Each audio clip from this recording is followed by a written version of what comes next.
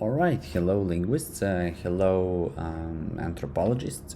Once again, we are going to go through a linguistic anthropology lesson, and today we are going to talk about theories and methods of linguistic anthropology, and that's chapter 2 in your book. So first of all, we are going to go through who said it, and I'm going to give this to you to do it on your own. So try to guess who said the following sentences or statements, linguists or anthropologists. In English, the nasal consonant n, as in sin, and ngba, are as in sing, are in contrast because they differentiate the meanings of words. In Javanese, the choice of words is determined by such characteristics of the speakers and the addressee as their age, gender, wealth, education, and occupation. The remarkable cave wall paintings and carvings on the Upper Paleolithic Cro-Magnon serve as an indirect proof that these prehistoric people had a full-fledged language, and the modern English word women developed over the centuries from the Old English Whitman. Try to guess which one was said by linguists or by anthropologists. And just to solidify our knowledge or our knowledge of linguistics and linguistic anthropology and the contrast between the two, we have to say that, or we should say that linguists focus on language structure, while linguistic anthropologists focus on the use of language in social and cultural context. And linguists tend to deal with formal structures, the code of language, whereas linguistic anthropology focuses more on social structural speakers and language use. So we already know this, but just to recapitulate, right? The theories. So theory is important because we want to fully understand the phenomena of human language. Theories help us interpret the world around us, language phenomena as well. So within this theory, we can hypothesize this and that, and then we try to either prove or just to test these hypotheses, maybe prove them or not. It's still relevant evidence of the theory, and that's how we change theories by proving or disproving hypotheses. One of the theories that's important for linguistics was structural linguistics, which dominated the first half of the 20th century, and it was interested in scientifically and objectively analyzing, describing the structure of world's languages. Before that, a language mainly served for poetry, for literature, for drama, for art, and so on and so forth, but it wasn't really investigated scientifically nor objectively. Linguistics wasn't a science to that respect. Many historical linguists or polyglots were working on contrasting different languages, but it wasn't as scientific as some other sciences such as math or physics, who are very, very old, which are very, very old sciences. The originator of structural linguistics was Ferdinand de Saussure, who was tasked with organizing a course in general linguistics at the University of his home city, Geneva, Switzerland. He was focusing on historical linguistics. Of course, he was trained in this field, as I said, which was very, very important in the only main field that people maybe consider relevant in that period. Linguistic geography, which was very important for Switzerland because of its language division, and synchronic linguistics, the study of language in a single slice of time. The third one was maybe the most innovative of all the three because it is what we are doing today, even these days, because we want to study language as it is right now, and in those times as it was back then, right? How linguistic structures were used and spoken. So Ferdinand de Saussure said that this was a horse, right? In English, horse, with and the set of sounds h or s represented this animal, right? This object or concept or animal, or just living being. Saussure said that this was a signifier, and the concept or the object or the animal, human, living being was signified. So a signifier was a set of sounds that represented the signified, right? And signifier and signified were always in a relation that made up a sign. A sign is the link between the concept and or the signified and the sound pattern, the signifier.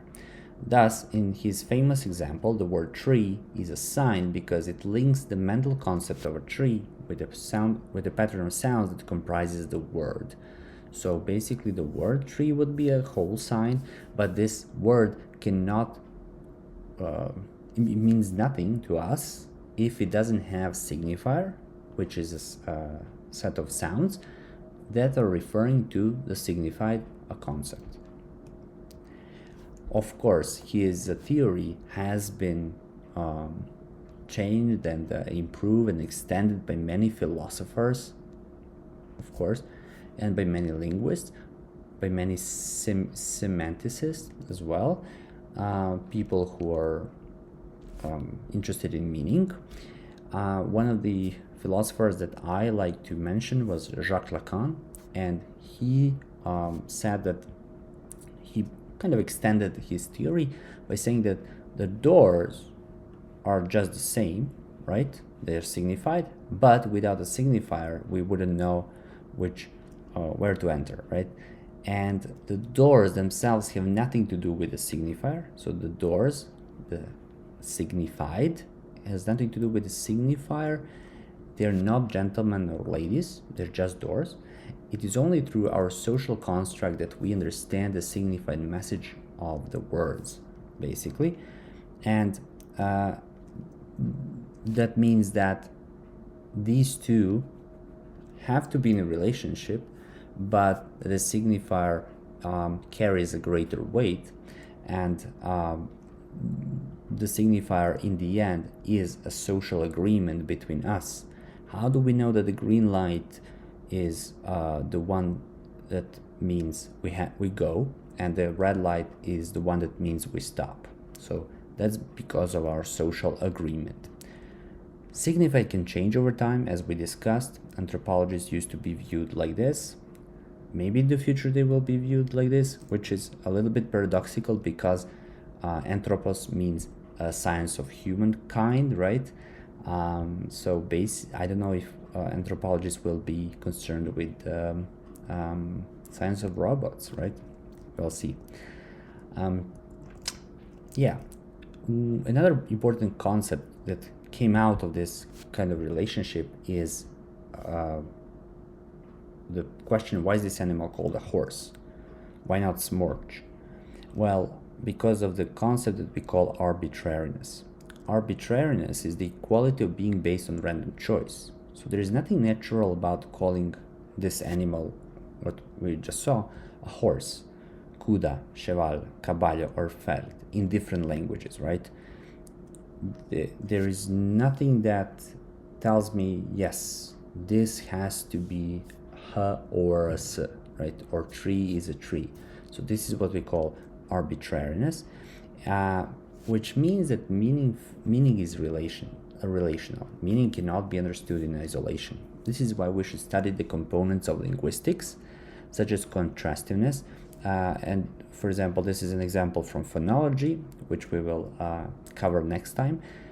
And one sound, b, if it is replaced by k in this word, bat and cat, it will have a different meaning. So all of these sounds are relational words as well, of morphemes and parts of speech too, as well as sentences, or some phrases at least.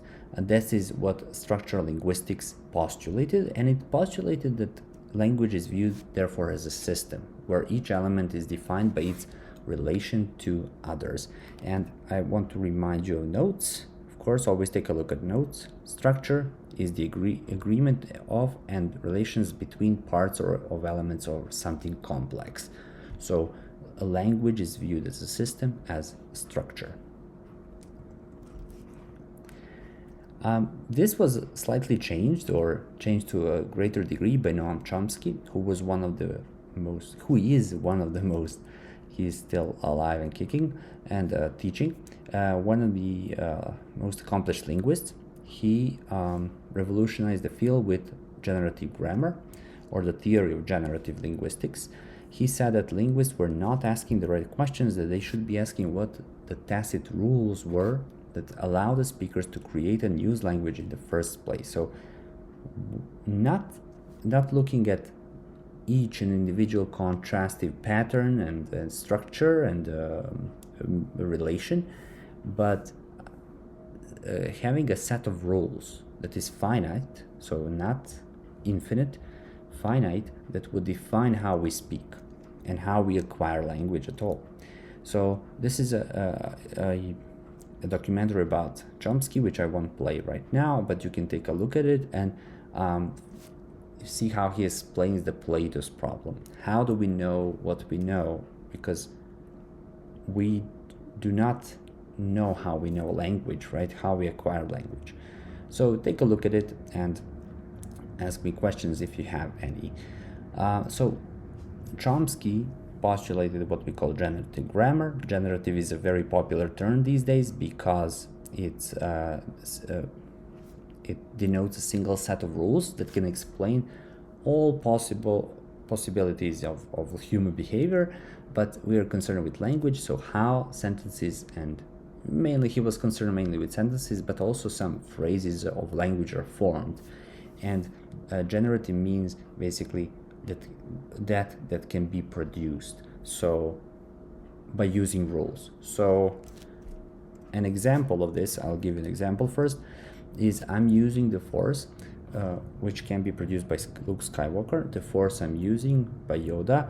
If Yoda were to grow up at where Luke Skywalker grew up, then Yoda would be speaking like that. I'm using the force, which means that both of these speakers have what we call universal grammar, the principles viewed as part of innate human capacity for learning a language. So we're all predisposed with this ability, talent, so to say, of universal grammar. We have it as a DNA, right?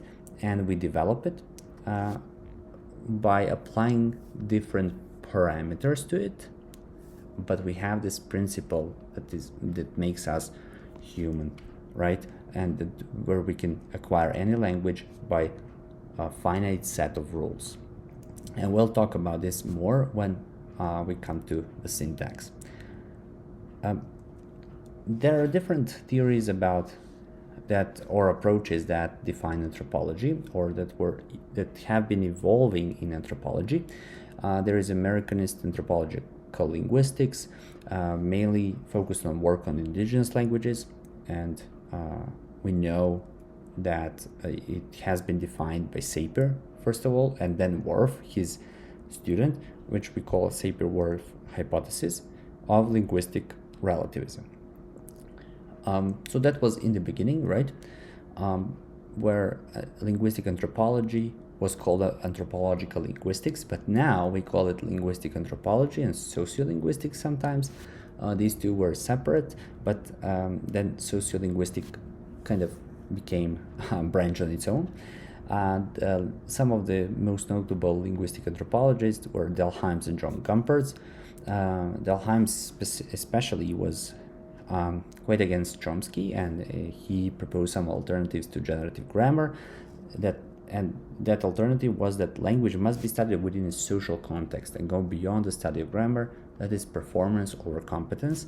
So not only that we should study ideal speaker, we should study speakers within context and speech activities within speech communities, right?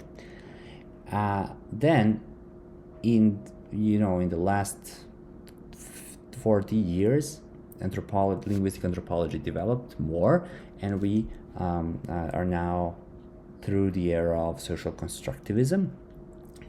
That is that we cannot only focus on speech activities and speech communities. We should understand that language is quite improvisational, and that it relates to so many concepts such as identity, power, ideology, race, gender, etc. Basically what we study today, and we're studying throughout this course. What can the study, and we ask the questions such as, what can the study of language contribute to the understanding of this particular social phenomena, nationalism and globalization as examples, right? And the fourth one was something that I do not want you to worry about. Is just something that appears in your book, but it's quite complex. And I don't think it's that relevant for linguistic anthropologists at this level. It's cognitive linguistic anthropology, and you should just know the name, but you don't have to worry about it in particular. So I said that we will be covering approaches, theoretical approaches, and methods or fieldwork components. So basically, out of all of these theories, different fieldwork components have been defined throughout decades of research. One of the fieldwork components is participant observation. Participant observation is not simple observation, it's the immersion of anthropological fieldworkers for an extended period of time in day-to-day activities of the people whom they study. So basically, it's not simply going out in the field and observing participants, it's immersing in the culture and societies that we study or that we investigate, or certain aspects that we investigate, such as language. It is very helpful to know the language, which is defined as a command of the language, as indispensable means of obtaining accurate and thorough knowledge, so on and so forth. That's in your book as well. So it's very important to know the language, because in this way, or at least some aspects of the language, in this way you are much closer to the cultural practices. You understand the certain rituals and values of the community. Interpreters are the alternative. If you don't know the language, for example, as a field worker, you have an interpreter. Usually these interpreters comes from the community, but alternatives are not these are alternatives are only alternatives, so you should make sure to understand some aspects or some parts, fragments of the language at least, because nothing can translate it into English or, let's say, German or whichever language you're speaking as your primary language, because sometimes languages are very difficult to translate. It's very difficult to translate poetry into another language. If it's written in Spanish or Yoruba or whichever language in the world, it's very difficult to translate it. And we know that there were some very creative people who were translating Harry Potter books and Harry Potter movies later, whereby in English, Tom Marvel Riddle was Lord Voldemort, and in this scene that you can take a look at in your own time, this is Tom Marvel Riddle is an anagram for I am Lord Voldemort, meaning that out of these words and letters, Tom Marvel Riddle, you can create I am Lord Voldemort. And in Dutch, it's Marten Asmodom Vilien. Min naam is Voldemort. In Spanish, Tom Sorvol Riddle, soy Lord Voldemort. Tom Elvis je dessous, hopefully, je suis Voldemort. So basically, they had to be very creative with the name, especially with his middle name, to translate it into different languages. So the point is that in fieldwork, we do not want to be creative, but as scientific as possible, right? So we want to capture the language as it is, and the best way to do that is not to be interpreters, but to learn a bit about language. And that was what Bronislaw Malinowski was advocating for. He was one of the most important anthropologists who pioneered participant observation during his fieldwork days. And he understood that both knowledge of language and a fair acquaintance with the culture were essential for doing well in participant observation and in field work in general. Then the second concept second parts of the field work are informants, consultants, and collaborations. Informant is basically a native speaker from whom the researcher collects linguistic or cultural information Consultant is the same as the informant, but it is a more frequent term and gives recognition to the intellectual contribution made to linguistic and anthropological studies. So we try to use consultant because it's informant sometimes can have a connotation of a snitch, so to say. So consultant is a little bit better in it has this connotation of a more intellectual work, and usually consultants have to be trained, or it's very recommendable that they are trained a little bit in field work and in participant observation, and as well in linguistic work that we are doing when we are in the field. Multiple consultants are always better than one, of course. As many as you can have. Consultants should be as immersed in the culture as much as possible. I should say as much as possible. And they're usually older keepers of knowledge, meaning that these are usually elders, for example, indigenous communities, because they speak language more fluently than younger generations, and they have this knowledge that was passed to them by their, of course, fathers and mothers, by their family, by their predecessors. So they are keepers of knowledge, and usually they are the ones who help us in field work.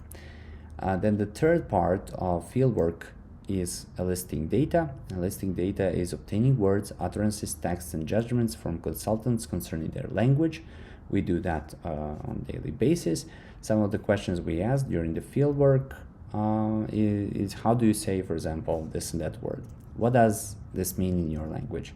Am I repeating correctly the word or phrase as well? So that comes up a lot. And how do you write this, right, as well, if it's important for us to write it down. You can take a look at dictionary Estonian Decoded that I was also a part of. I was also working on this dictionary, and it's you can check out so many words that we elicited. So we elicited this data, we analyzed it, we checked it against other data, and many times, of course, it's not just only one time that we record something and we put it in the dictionary. No, it's a whole process, and it's there. You can take a look at it. And this is not specifically eliciting data. This is my colleague Joy, who was analyzing phonological structure, I think, of Blackfoot here in this in this class with two elders, right? And there is a microphone here which records them, and some students who are trying to follow, right? It's still kind of eliciting data because the sentences, words, or just fragments or markers, morphological markers, phonological markers are produced, but not in the field work. This is more in a classroom environment. And I hope to show you in the future how field work looks like. All right, thank you very much for following this, and